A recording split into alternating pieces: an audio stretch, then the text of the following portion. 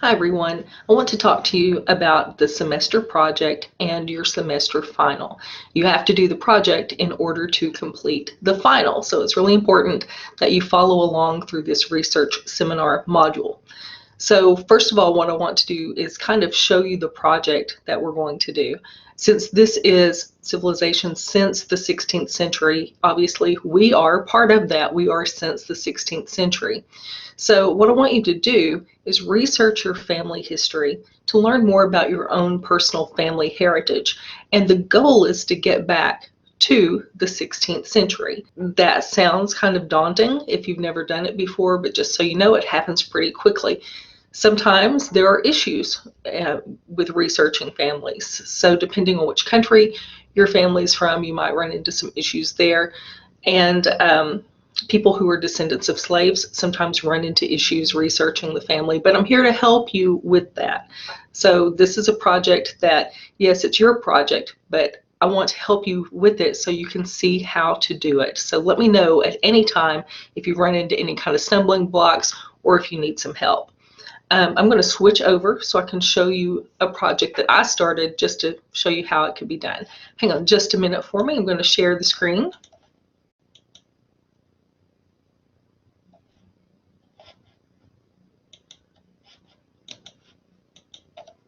Okay, so let me switch over to show you a project that I did. Your project will be a slide project. Now, if you don't have Google Slides or PowerPoint, don't worry about that. You can just as easily use a page like a Google Doc page or a Word doc, whatever. But one page equals one page, no matter how you look at it or what kind of platform you're using, whether you're using a slide or a Word doc. So here's my first slide. And I just have basic information on it. You can decorate this if you want to. It can be plain, just it's up to you, whatever you want really. Now, in the semester project folder, you're going to find very specific details about what must be on each slide. And I'll kind of touch base on them here, but please follow the specific details in that folder. So here's my first slide, just an introduction. Here's me. I put my name, I put my birth date, and I put a few pictures that were special to me and a few captions just for me. Now notice I put my birth date here, but I don't have any other document of proof because just the fact that I'm in this class is proof enough. So I've gotten to know you this semester. That's all the proof I need that you exist. So my next one then would be my parents.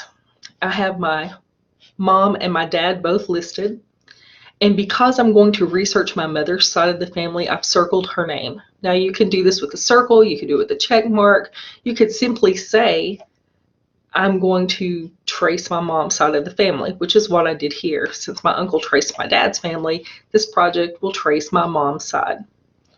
Each slide after yourself will have, or needs to have, one of these kinds of denotations, who it is you're tracing.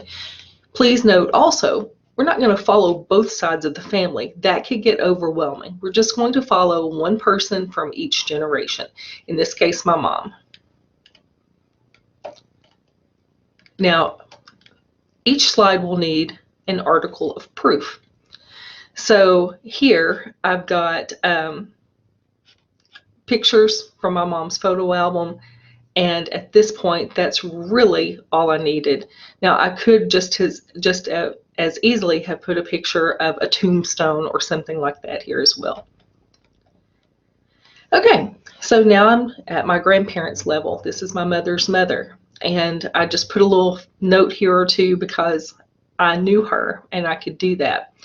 So here, for my proof, I have findagrave.com link. This is her tombstone. I can click on it and see more information there. Her actual obituary is there. So findagrave.com is a great resource. Now, each slide has to have a document of proof once you get to your parent level. So this is the document of proof for my grandmother. And you see that I've circled her mother, so I'm going to, or I've circled her, so I'm going to trace her side of the family. So I go to my great-grandparents. These would be my grandmother's parents. And again, I've used findagrave.com for my resource, and I'm going to research my great-grandmother. Then I can go here, and from Heritage Quest online, from the ASUTR library database, we can find all sorts of information like census reports. And this is a census report that I found that actually shows all of my grandmother's siblings except for the youngest one, who passed away as an infant, and then one more, her youngest sister, who had not yet been born. So that's a document of proof, and I provided a link for it. So then I'm going to focus on my great-great-grandmother. So I've got, again, this gravestone site is so helpful. That's my document of proof here. I also know that he was a Methodist minister. I don't really know anything about her, but I do have her year and date, or her years of birth and death. So then I go to the next one, and I found a little bit about her just from learning about him. He was the community's first postmaster, so she would have been obviously the postmaster's wife, and they were early settlers in the community. And so I'm going to trace her family. So now at this point, I had no idea who Mary Finley's parents were, and I had to search. I have since found them. I have not updated this to show that. So the way I did that was I took the information that I knew and kind of deducted from it. I knew that Thomas's parents moved to the community in the 1870s because I found an article about it online. The article also says that Thomas and his wife Mary accompanied his parents in settling the community. So what I did was I looked back to find out where they moved from. So then I could place them in a different area so that I could find out kind of through that who her parents were. You also need to keep in mind that sometimes names are misspelled, especially Findley. You know, sometimes it was Finley with no D, sometimes it was Findley with an EY or without the E. So there are lots of different things to look for. And again, if you run into any kind of problems with that, or if you have any questions during your research, I am happy to help you with that. Obviously, you would go back until you got to the 1700s. You might be surprised to find out that each semester there are many students who go back to like 300. 1300 is really easy to get back to. So I'm going to show you the places that you can search to make that happen, and I think that you'll really enjoy the project. And I've got an example of a speech that was really good on the in the module 2, so be sure to take a look at that as well.